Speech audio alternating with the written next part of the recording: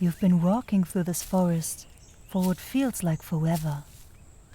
The wind gently plays with the branches above, the sound mixing with the singing of the birds and the humming of the insects. It's a peaceful melody, framed by strays of light, where the sun peeks through the dense canopy and paints golden depths on the ground. The warmth of the afternoon enveloping you like a cozy blanket. And yet, how did you even get here?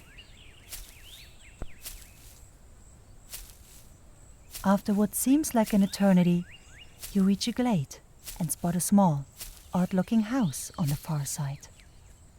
It stands there, all bent and wonky, as if it somehow grew straight out of the ground. A twisted mixture of roots and rocks, covered in dark green moss and blooming twines.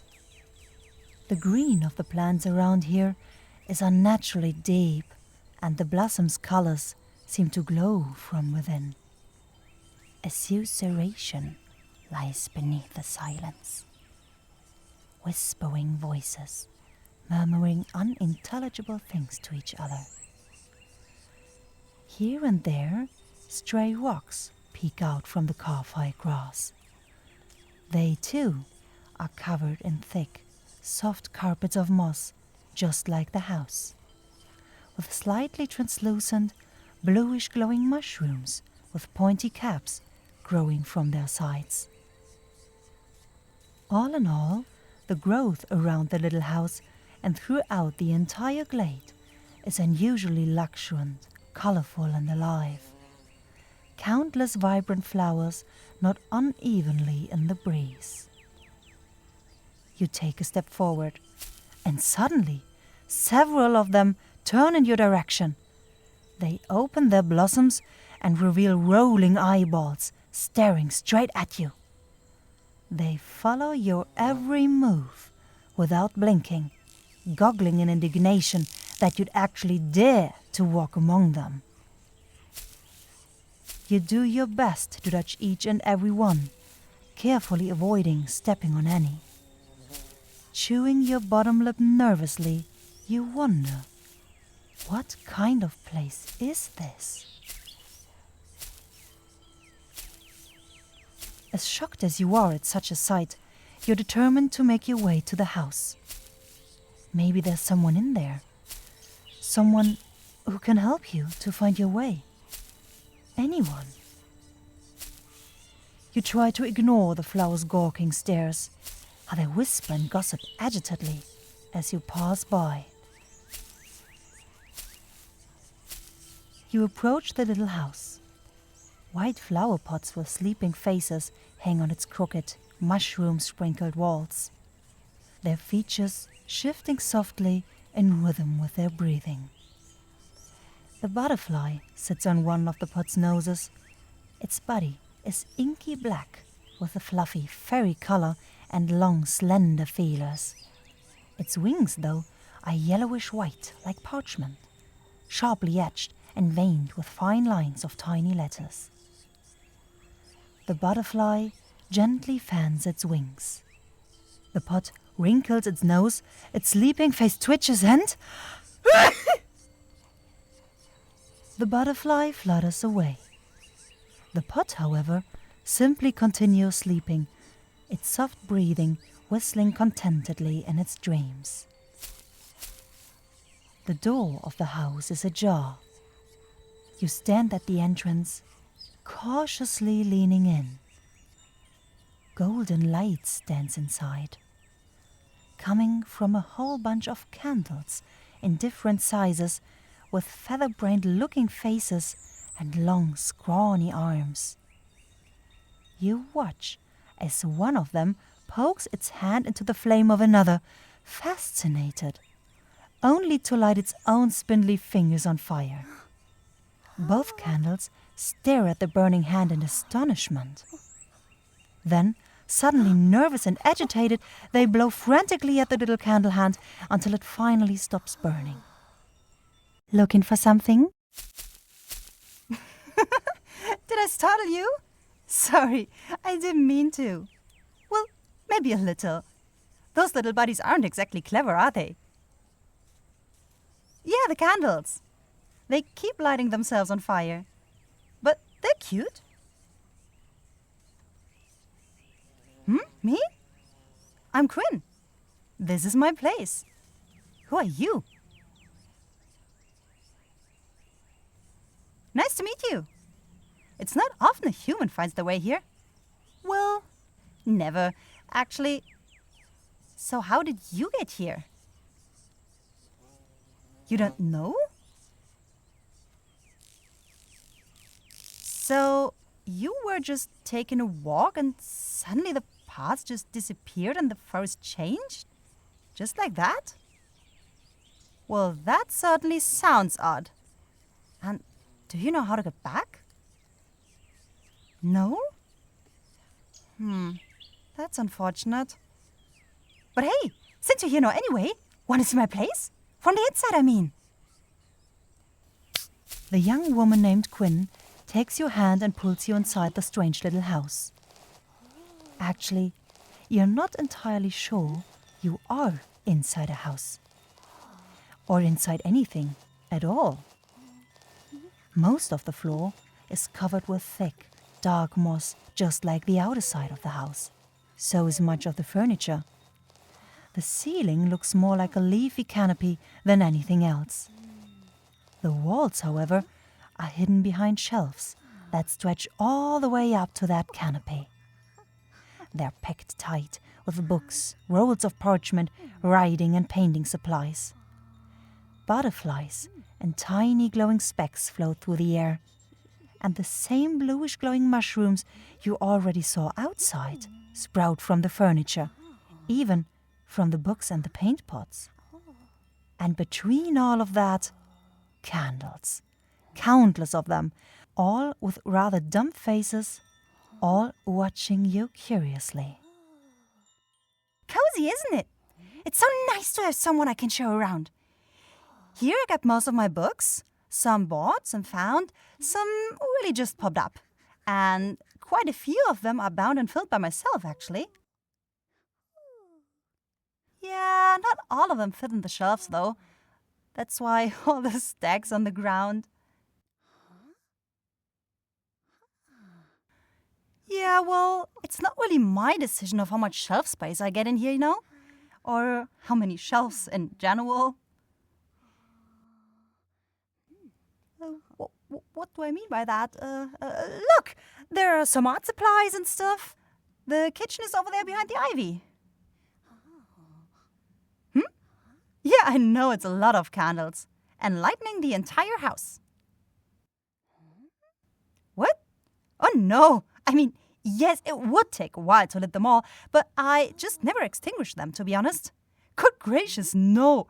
I tried that once. They were so outraged. They kept me in the dark for a week. Wouldn't even look at me. Nah, if they feel like it or if they're tired, they reduce or extinguish their flames themselves. At some point, they just adapted to my sleep schedule, so they're usually out at night. But it's their decision, not mine. Now come on! I want to show you my workshop. It's in the back. Feel free to look around on the way. But be careful, though. There's more than just books and equipment on those shelves. Better not go poking your finger in there.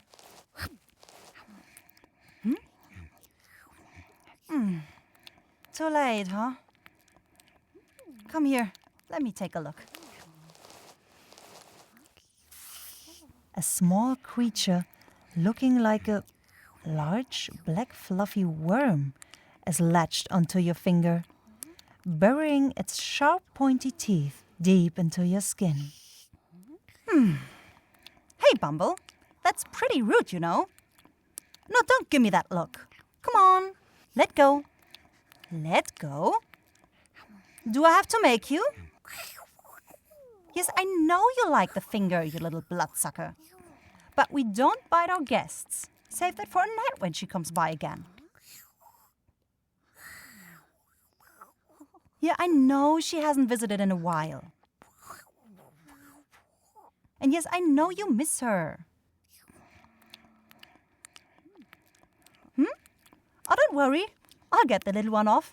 I know it must sting quite a bit, but just hang in there, okay? I'm just gonna grab him gently with 2 fingers, like this.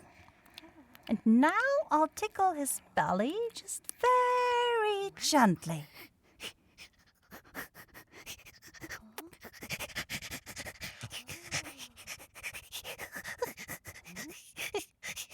There we go. And off you go, back behind your books. Come on.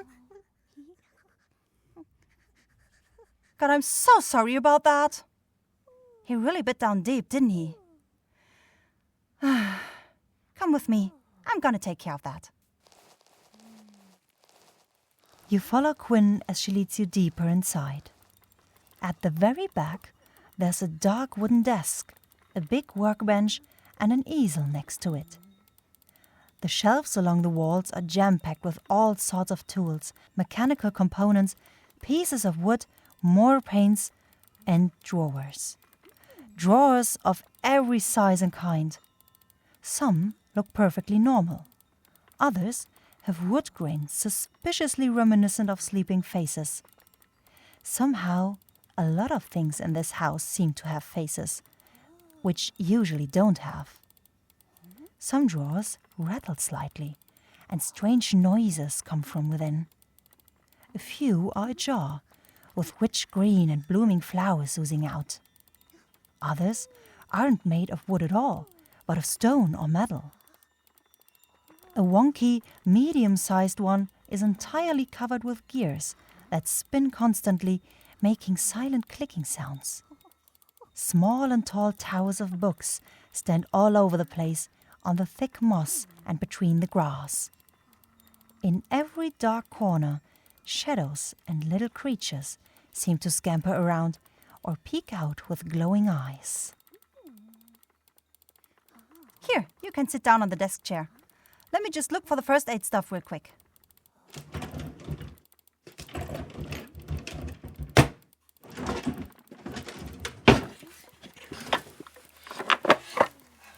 It has to be somewhere around here.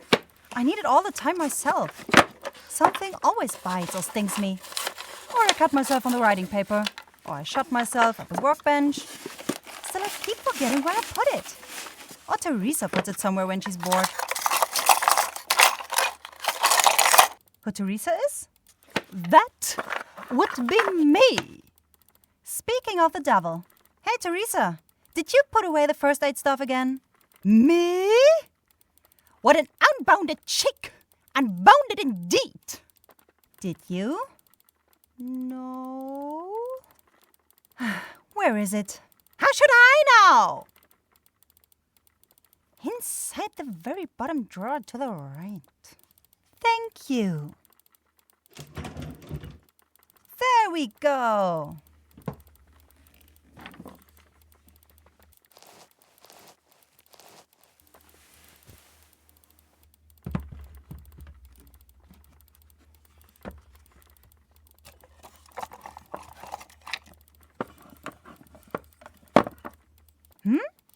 Nonsense. This stack of books is just the perfect height to sit on. Now, show me this finger of yours. Aren't you going to introduce me or what? No manners at all. Oh yeah, you're right. Teresa, this is our guest. They come from, somewhere else, I guess. Be nice. And this is Teresa, a local sock puppet. Puppet! I'll give you puppet. And for the record, it's Teresa the Beautiful. I am the prettiest sock with the most beautiful black and green stripes. Here and anywhere else. That's why. I'm sorry. I know you don't like it to be called a well, it really just slipped, I promise. Fine, I forgive you. But I might forgive you even more if you made me a compliment. Okay.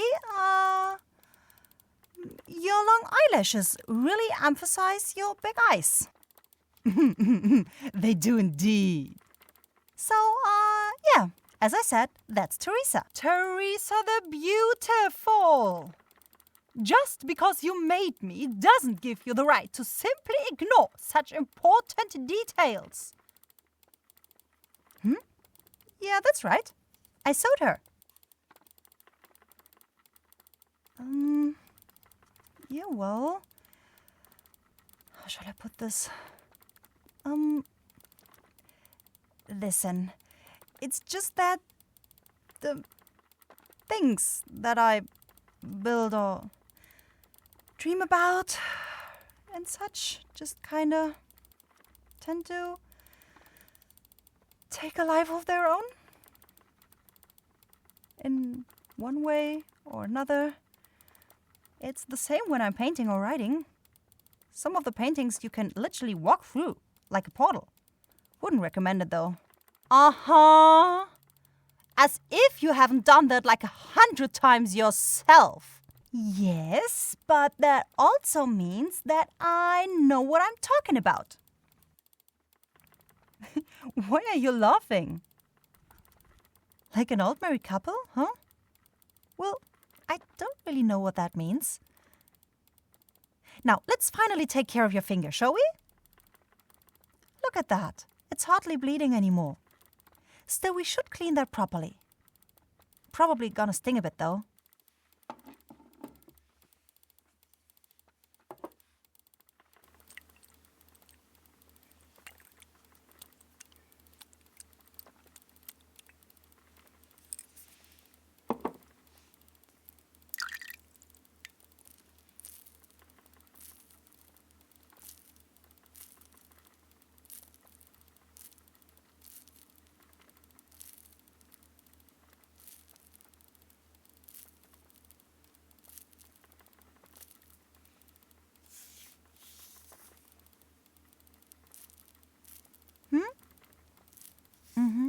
Yeah, that's why it looks the way it does around here. Even inside. Because of those weird powers, or whatever you want to call it. It's also the reason I live this far out here in the middle of the woods. I can't really control it, you know? It just happens.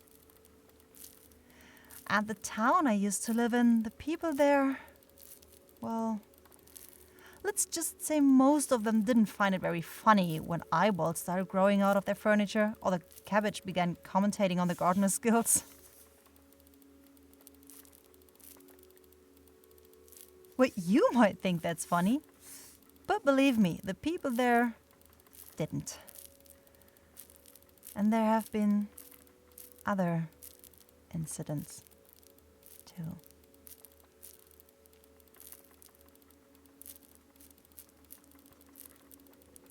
No. Maybe I'll tell you about it another time, but not now.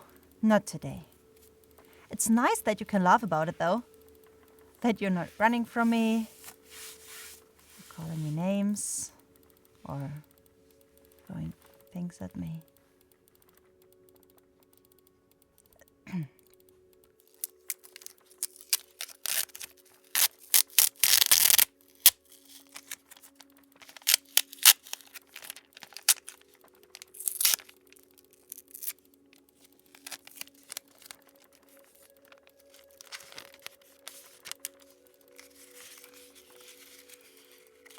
There we go.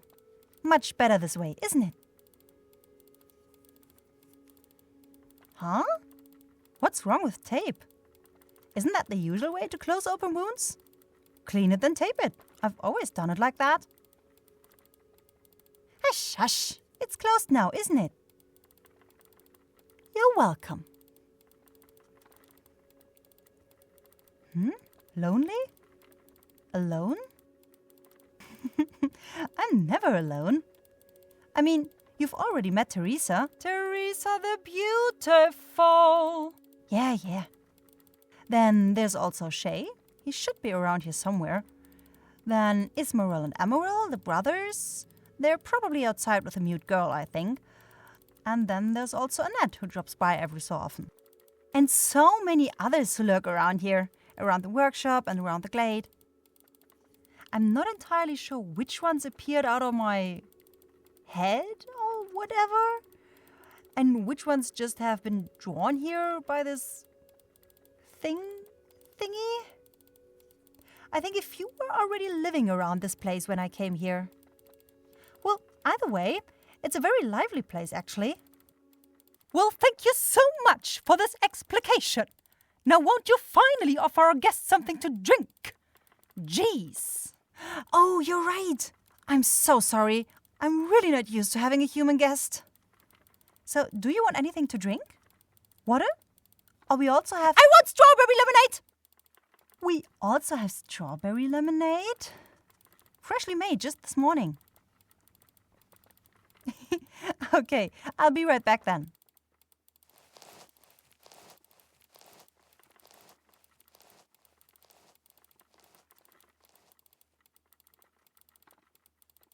The glowing mushrooms? Yeah, they really grow everywhere. Like everywhere. I really don't know what Quin sees in them. They just attract vermin with their dim, feeble glowing. And they're so ugly. But hey, not like Quin could do anything about it. If you eat one of them, your tongue glows blue, by the way. No, really, try it. Poppycock poisonous. They're completely harmless. Yes, I promise. Try it.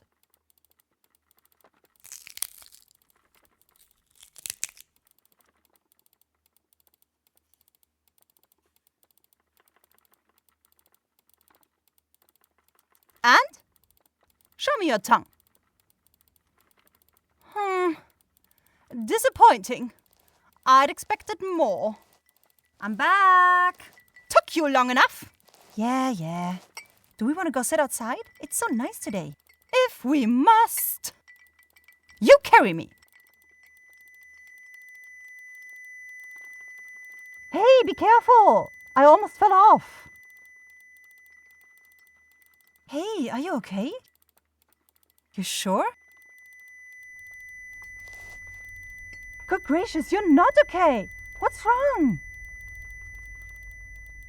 The mushroom? What do you mean? Maybe the mushroom wasn't a good idea after all. What mushroom? The blue glowy... Wait, what? You ate? One of those? Why on earth would you... Then I've got no idea if they're poisonous to humans or anything. What? Teresa said... What? Teresa! Why the hell are you spreading such bullshit? I was only... It was just... I didn't think they'd collapse like that. No. Stay awake. You've got to stay awake. You hear me? Fuck. Here, I'll just lay you down right here for a second, alright? Just give me a second, okay? Just a sec. I'll be right back, I promise. And you! Make sure they stay awake, understood?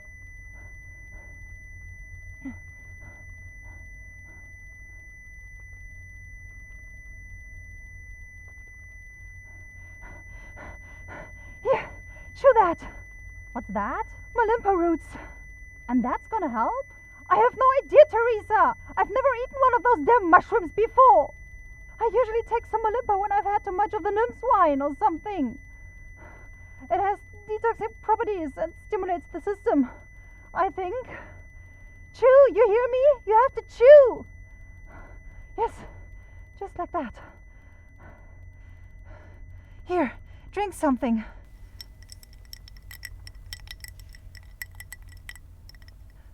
Good. Very good. We're going to bring them to Bertle. Bertle? That oddball? Really? Don't call him that! Bertle knows what to do. Hopefully. What? You're still there? Go touch some grass. Or water your mushroom garden.